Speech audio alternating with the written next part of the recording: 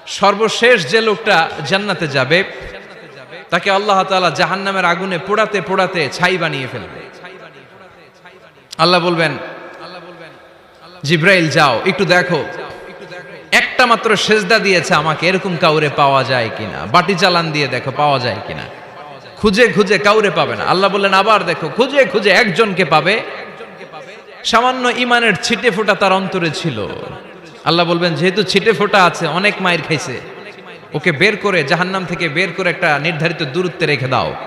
রেখে দেয়া হবে, কিন্তু জাহান্নামের আগুনের লেলিহান শিখাতে তার গা ঝলসে যাবে। সে আল্লাহর ডেকে বলবে, মাবুদ তোমার কাছে আমি কিছু চাই না, জাহান্নাম থেকে তুমি আমাকে বের করেছো, জীবন নদীর পানি তুমি আমার গায়ের মধ্যে ঢেলে দিয়েছো, আমি আবার সজীবতা ফিরে পেয়েছি। আমি তোমার কাছে জান্নাত চাই না, শুধু নিরাপদ একটা দূরত্বে আমাকে রেখে আসো, যাতে জাহান্নামের আগুন আমারে কষ্ট দিতে না পারে।